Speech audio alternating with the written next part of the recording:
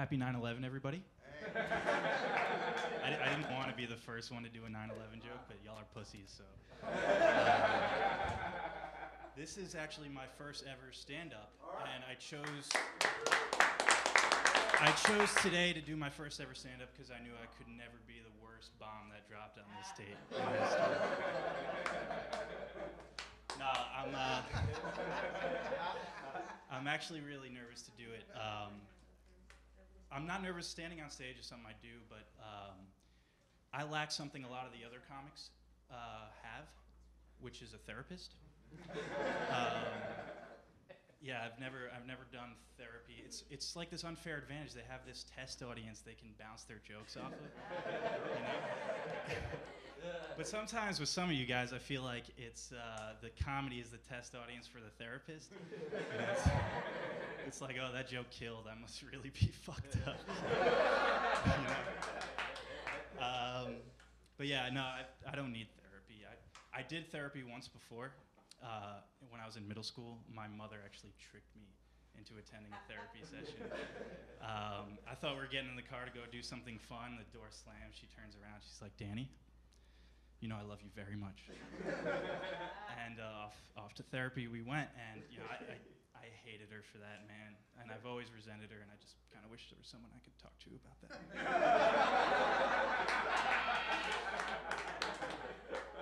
Nah, I'm kidding. I love my mom. She's great. I'm actually Facebook friends with my mom. It's something I recommend for everyone in the room. She's really bad at Facebook. She doesn't know how to do it. She's borderline inappropriate. She follows like these I call them rugby calendars, or I don't know what they are, but they're just like naked pictures of really muscular dudes. And she'll share them on her wall for everyone to see. And, you know, for example, it's like a naked dude with like a rolling pin in one hand and his like dick in the other hand, and he'll say, my mom will say something like, "Oh, I'd let him bake my dessert any day," which is something no son wants to hear. But the worst part about that is that I play in a band, and my mom loves to come to our shows. So on her Facebook wall, sandwiched in between naked rugby dude and naked rugby dude is, "Hey, come see my son's band play on Saturday night," which does a number on our credibility. Also, something really bad about that, my mom's name is Diana and my name is Danny, and we have the same last name, so when you're scrolling down your Facebook newsfeed, it kind of looks similar, you know, if you're just like quickly looking at the name. So I've gotten 3 text messages from close friends and family congratulating me for coming out of the closet.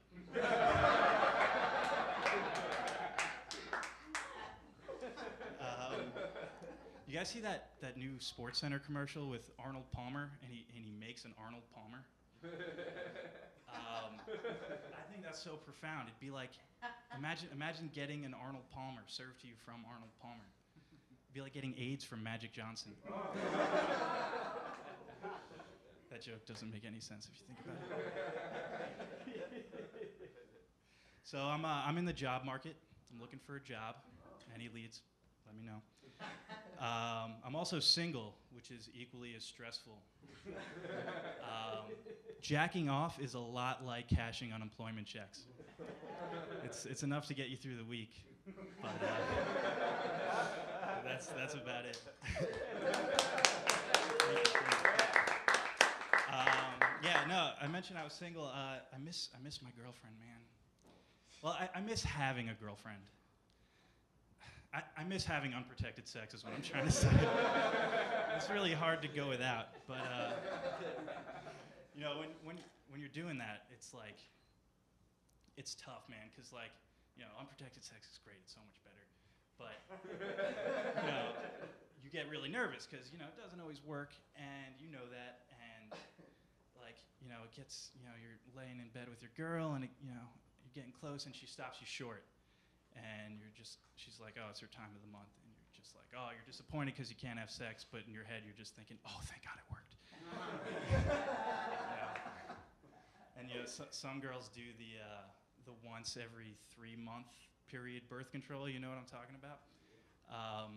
Which is great in theory, but it makes those 2 months afterwards really stressful. And then when they do get their period, it's not like a regular period. Like imagine if you were to pinch a hose with the faucet running for 3 months and then let it go. Yeah, it's not pretty for anybody involved. On that note, I was grocery shopping the other day, and this woman comes around. She finds me, and she's like, "Excuse me, sir, can you help me grab something?" And I'm like, "Yeah, I'm tall and I'm a nice guy. I'll help this poor girl out." Until I saw what she wanted me to grab. She's pointing to a box of tampons, and I'm just like, "Oh my God, I can't believe she made me grab the box of tampons." And then I'm like, who the fuck is the asshole who put the tampons on the top shelf? You have a demographic who's already in a shitty mood, and you put the only thing that can save them out of reach. That's not where you put the tampons. You put the tampons next to your Russell Stover chocolates, your Ben & Jerry's, and your DVD copies of The Notebook. That's how you maximize sales. I'm Danny Klau. Thank you. Good night.